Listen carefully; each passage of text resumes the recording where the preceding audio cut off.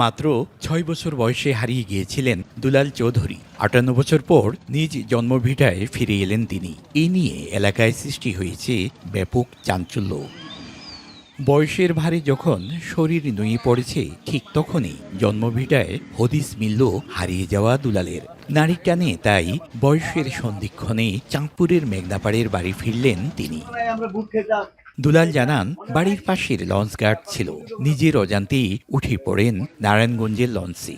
এরপর মানুষের দ্বারে দ্বারে কাটিয়ে শৈশব, পরে ঠাঁই হয় এক পরিবারের আশ্রয়ে। জন্মভিটার পরিচয় জানার আগ্রহ ছিল বহু বছরের। অবশেষে শৈশবের স্মৃতি হাতড়িয়ে সন্ধান পান শেকড়ের। মতলবুত্তর উপজেলার কালীপুরা চৌধুরী বাড়ি পরিবারের সন্তান তিনি। স্বজনের খোঁজ পেয়ে দারুণ খুশি দুলাল চৌধুরী। আমার ছেলে সবকিছু এই করে তারপরে বাইর করতে এগুলি পুরো ম্যাপ দিয়ে লাস্ট দিন বলতেছে কাল আমার ছেলেদের কালীপুর বাজার আর বেলতুলি বাজার এটা আছে দেখ চাঁদপুরে।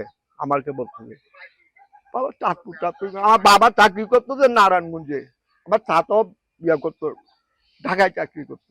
এমনি এমনি ইয়ে হতো, শুধু নারায়ণগঞ্জের কথাই মনে করতো। যাকে আমরা খুঁজে পেয়েছি সে আমার আপন চাচাতো ভাই। উনি প্রায় ৬০ বছর আগে হারিয়ে গেছেন আমাদের মাঝ থেকে। এখন আমরা ওনাকে পেয়ে খুব গর্বিত এবং আনন্দিত।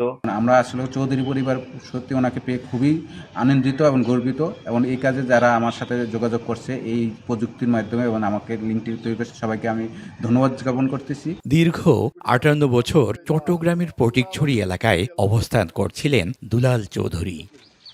ফারুক আহমদ, সময় সংবাদ, চাঁদপুর।